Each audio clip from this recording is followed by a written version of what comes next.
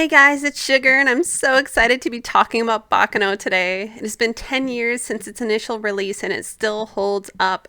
I wanted to talk about Baccano because I love it. It seems like a lot of people still haven't viewed it, and even at an anime convention this last year, most people looked at me like I was confused or crazy when I said the word Baccano. What I think is crazier is that more people haven't been exposed to this awesome anime. Now, before you rush out to watch Baccano, I should tell you that it's meant for a mature audience. There are many graphic scenes. Yet this anime holds a special place in my heart. I can honestly say I'm not a huge fan of gore, but when there's a reason for the violence, I get hooked. I would relate this to the likes of a Tarantino movie. There will be blood, but it will be so satisfying. I will be reviewing the anime and looking at it critically. I will not be covering anything from the manga or the OVAs. Since I am looking at this critically, you should be warned there will be spoilers ahead. In Baccano, we learned that starting from the beginning isn't always the best place to start, but that's where we're starting today. Baccano and Durarara were created by Ryogo Narita. They also share the same producers, Sakura Create and Aniplex, as well as the same studio, Brainspace. I bring this up as both anime like to reference the other, plus I plan to talk about some of the connections, so this information is pertinent. Baccano is an Italian term that means turmoil, rowdy, racket, or the clamor of a crossroad. I believe this is a perfect name for an anime of this caliber. One of the main things that you'll hear about Baccano is the fact that it has the stellar opening. It hits the viewer with an energetic jazz number. Honestly, the soundtrack for the rest of the anime is just as stellar. While the opening number plays, the main characters are introduced one after the other in their own unique way. Each scene with each character gives you an idea of who these characters are. I use the term main characters very loosely, as there is no true main character. Every person is given their fair share of screen time, and it equates to great character development. I cannot give enough praise to the voice actors in Baccano. The sub and dub of this show is stellar, and the animation for this time was great. Baccano starts confidently with the end of the anime placed first. You heard me right, but it is done in such a way that it doesn't ruin any part of the anime, because without all of the pieces, it doesn't mean a whole lot to us yet. The storyline jumps around from certain dates to add more flavor to the storytelling. They help the viewer to better understand when things are happening by often labeling a year on the screen. When it comes to story, Baccano is one of the few anime I can say has a story that is rather concise and to the point. There's no need for filler because every moment is optimally used. Many would say that there are 3 main storylines being followed, but there are smaller side stories as well. Some people may say that this is a historical anime, but it is not. It is inspired by real time periods, people, and things. The time period is that of the Prohibition, when alcoholic beverages were federally banned. The mafia families mentioned loosely resemble the New York Five families, which is the Bonanno, Colombo, Gambino, Genovese, and the Lucchis. Isaac and Miria were also meant to resemble the duo Bonnie and Clyde. Durarara and Baccano also make use of the idea of the handgun. It actually was a real device, but it was known as the Sedgley OSS 38 caliber. Its main purpose was the U.S. Navy and Marines. It was patented in 1947 and was likely materialized in the early 1940s. Its appearance varied greatly from what is seen in the anime, a sleek black glove instead of a basic leather glove. Few units were made, so its use during the Prohibition wasn't likely. Even though Baccano isn't a historical film, it's a badass mafia story with ties with alchemy, romance, humor, intrigue, and a few tidbits of history. The best advice I can give anyone is that a movie or anime worth its salt likes to utilize its scenes. What does that mean? It means that every shot we see has a purpose. Whether it be foreshadowing, symbolism, or an emotional device, it has its purpose. In the first episode, we are faced with foreshadowing. Thy soul shall find itself alone, mid dark thoughts of the great tombstone. Not one of all the crowd to pry into thine hour of secrecy. Be silent in thy solitude, which is not loneliness, for then the spirits of the dead who stood in life before thee are again. Luck reads an excerpt from an Edgar Allan Poe book which included the poem Spirits of the Dead. The words that are in the first stanza speak of someone in a cemetery, and it also talks about someone who has recently died and is in between worlds. The second stanza talks about being greeted by the other dead souls, and they are ushering them to the next dimension.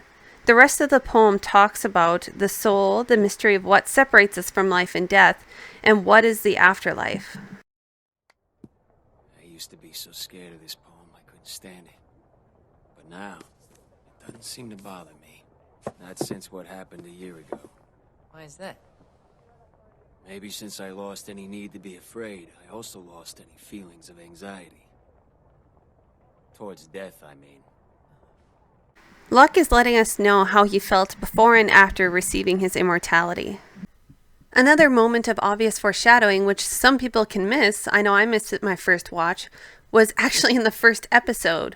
When Carol is handling a book, we see that the front cover is of a dragon trying to eat its own tail. And if you've seen enough anime based on alchemy, you know that symbol is also in Fullmetal Alchemist. It's a symbol of life and death, so we already have an idea of what some of the subject matter will be in this anime. There is also another scene of foreshadowing. We see this when the senator visits Huey in prison in episode 10. While Huey is speaking about the black suit on the train, we hear the bells toll 3 times, and doves begin to scatter. We have an idea that death is approaching for more people. It also ties into the saying, "For whom the bells toll." Like I mentioned earlier, Baccano utilizes every scene to the fullest. After many, and I do mean many viewings, I started to notice certain things that I hadn't initially seen. I especially started noticing things after viewing all of Durarara. I found that Durarara used a lot of foreshadowing and symbolism. I find that a lot of companies or producers like to add their own touch to anime, even if they're based on manga. It is kind of a way of saying, "I was here," or sort of nod to the audience. So the first thing I want to look at is tarot cards. You heard me right.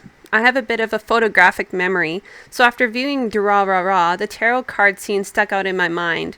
After watching Durarara, I threw in Baccano. I started to notice that single numbers or combined numbers were a prediction of scenes to come.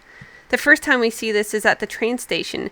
We are flashed a number that is on a pillar. It is done twice. I then realized that the number 16 is the number that was on the exact card we see in Isaiah's hand. What is the real meaning of the card? Well, the card can be summed up by saying a spectacular ambition that ends with disaster. This specific card is from the Rider-Waite deck, which displays a different picture from other decks or differentiates. What is significant about the picture, though? Most agree that it shows the Tower of Babel, a biblical story about how humans tried to reach heaven.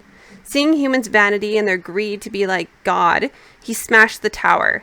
A lot of the humans on board are eager to get their hands on immortality, a godlike quality. Seeing this card often means that things will end in failure. It is often associated with calamity and catastrophe. That seems fitting for Baccano. There is another scene where a number appears. It's at the pool table at the Gandors. The number adds up to 18. If we look at the moon card in the tarot deck, it signifies your shadow self, the unconscious mind consisting of repressed weaknesses. The shadow is commonly instinctive and irrational. The card points out Dallas's tendencies of projecting fear and anxiety onto others. This seems to jive as Dallas is told his shortcomings and he's forced to face this realization. We hear the number 18 again, but it might have been missed because it was mentioned rather than seen. Jacuzzi states that he did 18 robberies in one day as revenge for his fallen comrades. This seems to symbolize that what he did wasn't his normal behavior. He explains that people died because he was out of control. He understands that he has to be a different kind of person if he plans to help the passengers on the train. He needs to be the hero. One could speculate that another number has partial significance. When Miri and Isaac are speaking to one another on the street, it becomes clear that they've had 87 jobs between San Francisco and New Jersey. We also hear that the number has other importance. The amount of times Isaac has put Miria at risk. If the numbers were placed together, we would have card 15. And since the numbers are descending, we would say that it was in reverse order. It symbolizes a codependent relationship that has become aware of its situation and wanting newer, better things in life, and for themselves. They realize that they want to change, and we soon realize what that is. In regards to Isaac and Miri, we also see in the opening scene for every episode that they're symbolized as a joker. It's the fool or jester, the mysterious figure. It is also found in the tarot deck, where its number represents 0. It also means the symbolization of the ending and beginnings that make up a journey. It truly is the wild card. Jolly also means joker in Italian, so I think that fits Isaac and Miria perfectly. Speaking of cards, we see in the opening of each episode the King of Diamonds is with Dallas and then transferred to Ches. It signifies Dallas's loss in power and Chez's gain. There's also the tarot aspect of the card. The king represents 13, and in the tarot deck, 13 depicts death. Many symbols on the card represent immortality, and ironically, death doesn't exactly mean death, but a change. Resisting the change can cause pain both emotionally and physically, which I believe was evident when Ches had his lesson with Claire. When he accepts things, he's happier not holding on to that baggage. The last card I'll point to is in the last episode. It's the Seven of Hearts. It works together with the Moon card mentioned before. It shows fantasy and a dangerous self-involvement. This is the card that stuck to Dallas. He is now paying for his inferiority and selfish needs. The characters are our first indication of the religious aspect of the show. Zillard signifies the realistic evil, while Eve signifies the realistic good. Lad and Elmar are what I would call the urge and impulse. What do I mean by realistic? Well, that thought is explored in the very first episode. The VP is talking to Carol about rainbows. Wow! A rainbow! Carol. From the time we are but children, we see rainbows as beautiful things. Without a doubt in our heads, upon sight, they are harmonious to our spirit. I've always wondered why that was. Of course, people who do not understand science or the refraction of light might see this anomaly in the sky as a harbinger of a natural disaster, thinking that something unwelcome might be coming down from that rainbow. Perhaps vegetation might be ablaze at the foot of the rainbow, bringing destruction. At any rate, we still see these 7 colored pieces of information with a sense of fairy tale magic to them. It highlights some of the key themes that are in Baccano. Religion versus science, reality versus fairy tale. There's an idea that some things can be explained while others cannot. There's an idea that the belief in fairy tale can skew what can be scientifically proven. It also shows how even the brightest people can be deceived by an illusion until shown otherwise. The best personification of these ideas is Claire. Claire is, in an odd way, could be considered good and evil. He, to me, is the personification of the saying, doing bad in order to do good. He takes his role as the train's conductor very seriously. He is aware that there are innocent people on board, and he tries to protect them. He kills the bad guys as they pose a threat to the other passengers' safety. If we look at part of the Bible verse from Genesis, God divided the light from the darkness, Genesis 1, verse 4. We see that there is an interesting coincidence that the white suits and the black suits are put at different ends of the train. Claire was likely the one who decided upon this arrangement. Claire belongs to solipsism. He believes that the world he's in is his, like a dream, and he needs to be the hero of that dream. He believes that if he dies, he will awake. That's why we hear him speaking about his perceived immortality. He makes himself his own god. So in a way, the idea of conductor takes on a whole new meaning, not just as the role of the train conductor, but as a musical conductor. We have the fake orchestra in the back, and Claire sets the tempo. He ensures which passengers are legitimate, and to shape how the rest of the scenario plays out. We get a nod at this when, during one of his frenzies, he approaches Rachel and asks for her ticket. She isn't meant to be a part of the show or his passenger. There is another connection for how Claire is godlike. When Claire's crime scenes are explained by the president of the Daily Days, he goes into detail that bodies are unrecognizable, almost as though they are soaked in wine. Wine, as many people know, is a symbol of the blood of Christ. The blood of Christ was a symbol of sacrifice and atoning. Since Claire has no intention to die, he uses the blood of others as sacrifice for human sin. For we know that since Christ was raised from the dead, he cannot die again.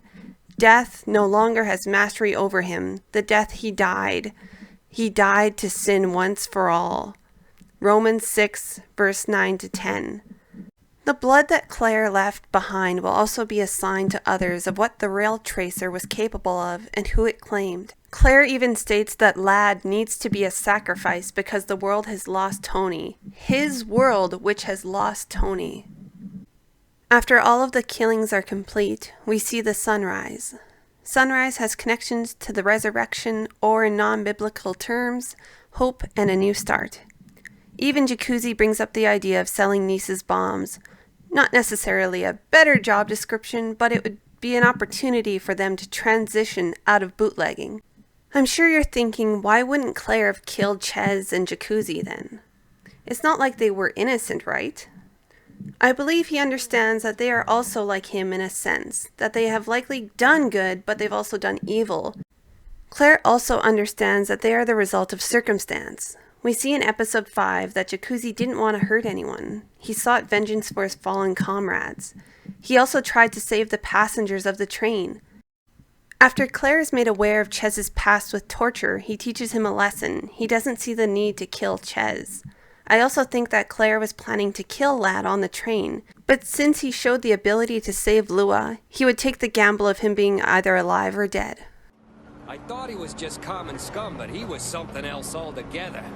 Don't you think so? The Rail Tracer is seen as a sort of fairy tale creature that hides within storytelling. When we start to see him as the creature, it's in darkness or when lights begin to flicker. On review, we can see this is where our fears hide, is in the darkness. We see that things aren't as they seem. Even in the end, Jacuzzi believes that the Rail Tracer is a demon and not a human because he can't see him clearly. Yet as the sun begins to rise, we see a glimpse that the Rail Tracer has some human features. Earlier, Rachel sees the Rail Tracer as Claire, even in the darkness, because she's a no-nonsense kind of girl who's looking for the truth. She was the first to notice that the Rail Tracer had appendages and that he spoke to her. It still scared her, but she was aware that he was real. I'm sure now you're wondering why I specifically used the word realistic earlier. There are people like the demon who can be considered real and not real. He has a long storyline in the manga, but just in the anime alone, we can see that he has both realistic and unrealistic qualities.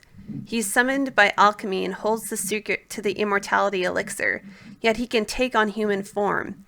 If you didn't spot him, he was Ronnie. He stayed close to Maiza. We also see him at Firo's Capo initiation party. We also see him in episode 13, pointing out that he was aware of the elixir, but chose to see where the chips fell. He, in his own way, is making false gods. You can even see characters note that these immortals are idolized and chased after.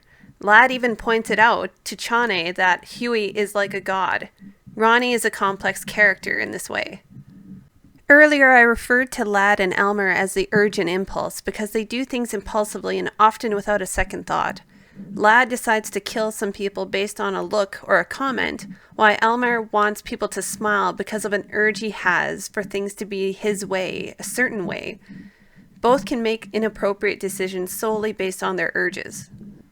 Isaac and Miria could be the story's symbol of luck, happiness, and hope. They are naive in nature, but they have good intentions. Isaac and Miria have the talent to spread happiness and laughter to those around them with great ease. We get a good scene displaying religious symbolism and their good intention in episode 8. We see that Eve is crying in her room when she hears Isaac and Miria outside. She tells him of her situation. In a way to help Eve, they decide to take her money in the hopes that would bring back Dallas. Not only is Eve a dead giveaway for obvious symbolicness for biblical ties, but the scene goes a step further. There's a clearly displayed harp in the room, a symbol in religion as creation, the universe, and so forth. Miria and Isaac play the harp after taking the money, signifying that they are trying to create a new balance in the universe. Isaac and Miria can be seen as beacons of hope for Ches and Ennis as well. They both make their concerns clear that they are worried that they are irredeemable. Isaac and Miria tell them that they are good people. It gives them the will that they need to move on and let go of their past. There's also the great scene on the train when Isaac and Miria give Jacuzzi a great pep talk.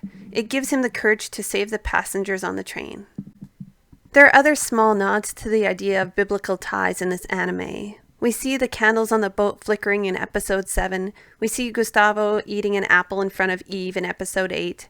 Eve's belief that if she frees Dallas, he will have faith also. There's several other examples.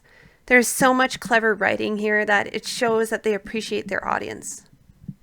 I want to wrap up by saying that I love Baccano. I think it will always have a place in my top 10 list. Baccano deserves so much love, yet not very many people know of it, and it's really a shame. The show is like Steins Gate in the sense that it becomes more enjoyable on each viewing. It hits every point of interest for me. So hopefully you'll be viewing Baccano for the first time, or you'll be appreciating it again on rewatch. So until next time, I'll see you later. So glad.